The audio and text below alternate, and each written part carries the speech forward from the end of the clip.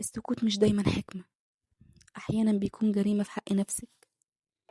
في ناس بتسكت مش علشان ضعيفة، بتسكت علشان فاكرة إن السكوت أأمن، فاكرة إن الهدوء هيحافظ على اللي باقي، وإن الصبر ممكن يغير اللي مش راضي يتغير.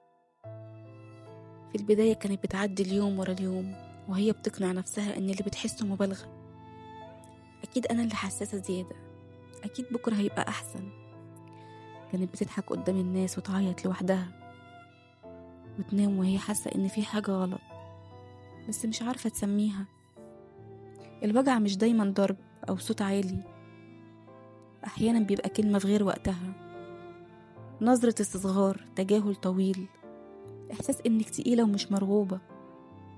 كل مرة كانت تقول معلش، وكل مرة كانت بتخسر حتة من نفسها، مش علشان ضعيفة لكن علشان بتحب، وعلشان كانت مستعدة تضحي بنفسها علشان العلاقة تكمل.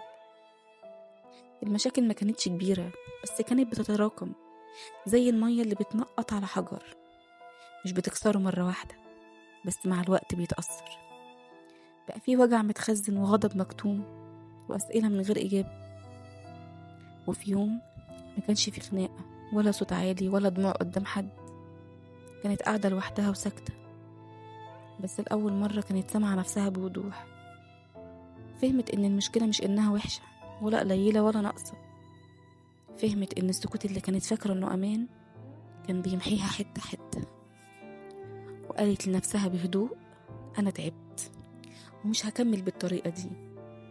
القرار كان داخلي وهادي، مش انفجار. بدأت تختار نفسها مش بأنانية لكن بوعي. بقت تقول لأ لما تحس إنها بتداس، تبعد لما تحس إن وجودها مش مقدر. مش كل مرة تبرر، ومش كل مرة تسامح، ومش كل مرة تستحمل. خسرت ناس واتقال عليها قاسية ومتغيرة ومش زي الأول، بس الحقيقة هي بقت زي نفسها قبل ما تتكسر. أحيانا أقوى حاجة ممكن تعمليها إنك توقفي السكوت، مش علشان تثبتي إنك صح لكن عشان تنقذي اللي فاضل منك. لو حسيتي إن الكلام ده شبهك، ولو مريتي بحاجة شبه كده، اعملي لايك واشتركي في القناة واكتبي في التعليقات كلمة كفاية، علشان كل واحدة تقرأ تحس بالقوة.